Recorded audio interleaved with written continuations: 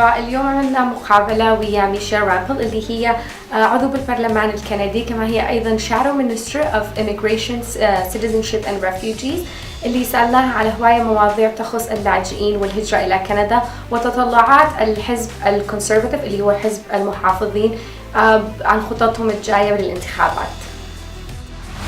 Hello, I would like to ask you first of all, why should people vote Conservative in October 2019? Well, I think that over the last 4 years, Justin Trudeau came into power in 2015 with a lot of promises that he really hasn't kept. And then he's also shown that he's made a lot of mistakes, be it increasing taxes, the deficits, failing on immigration, all of these issues where they're kind of really costly mistakes that Canadians shouldn't have to pay for.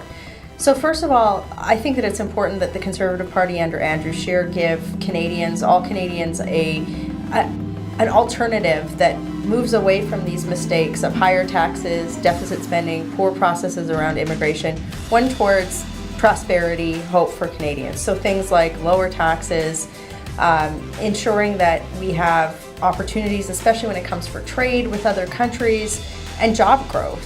I know we're probably going to talk a little bit more in this interview specifically around immigration policy, but that's certainly an area too that I just think that this government under Trudeau, they've made it really unfair.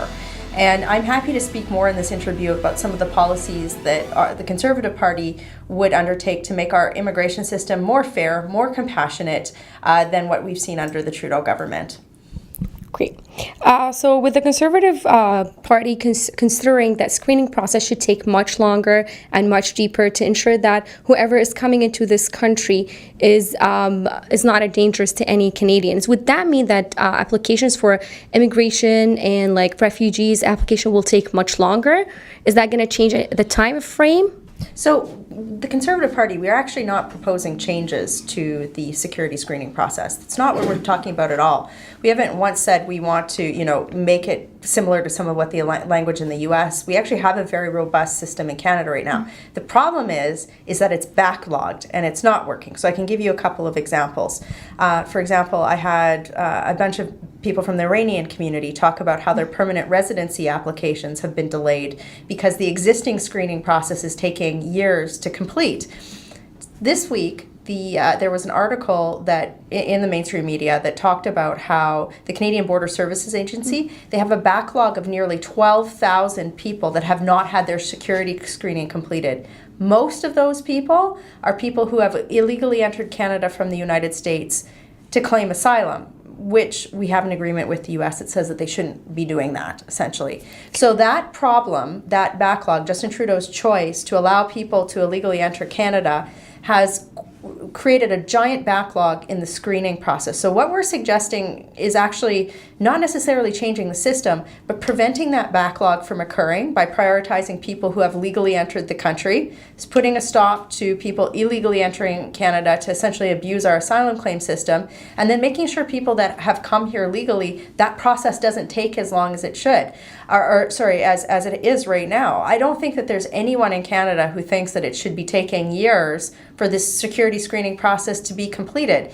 The Liberals have created a huge backlog that a Conservative government is going to have to clear, but part of that will be making sure that that backlog doesn't get further delayed by people who are entering Canada from the US this way. Because technically there are people who are waiting for their applications in different countries. We are waiting for, they have for example, private sponsorship, Trooper 5. Exactly. They have the UN paper, they have everything ready, but they're waiting for years and years just to get their visas or the approval for the visa. Meanwhile, there are some people who are skipping the line, and that happened with the case of the very young Saudi lady that came to Canada, which we're all very happy for her, that she found a safe home for her here in Canada. But a lot of people thought this was not fair for a lot of people who are waiting in line and trying to get to Canada through the legal way. Well, absolutely. We want to be a place where women like the girl from Saudi who came to Canada can find refuge.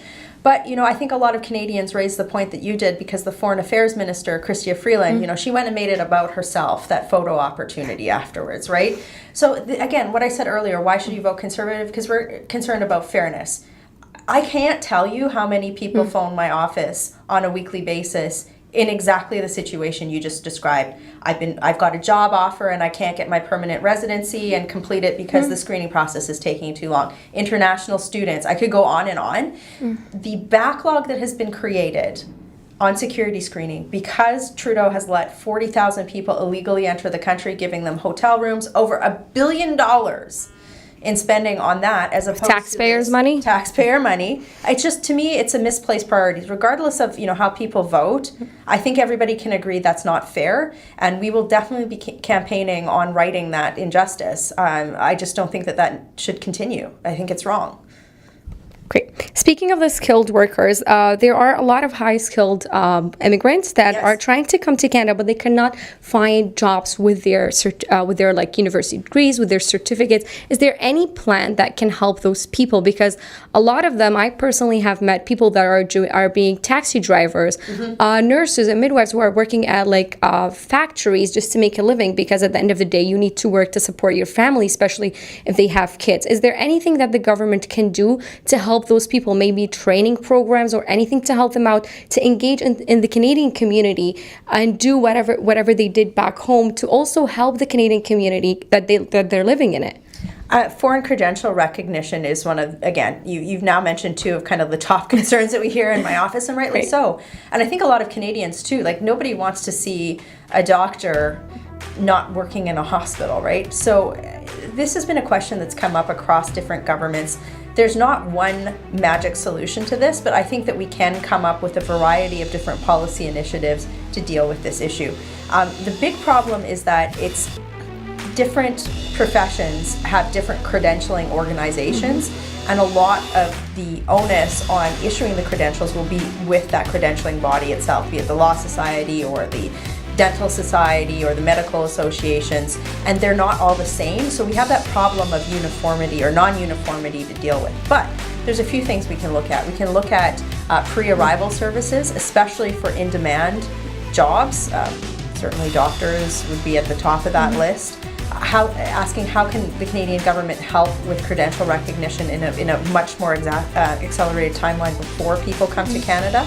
And then when they're here, certainly, I would say this, I'm very interested in hearing from the community on ways that they think that this could happen, especially when you break it down by the different credentialing bodies. So an open invitation to your viewers, as we're developing our policy platform right now, if they have feedback on how the government can play a stronger role in helping this, I think that would be welcome, and also to benefit of all Canadians.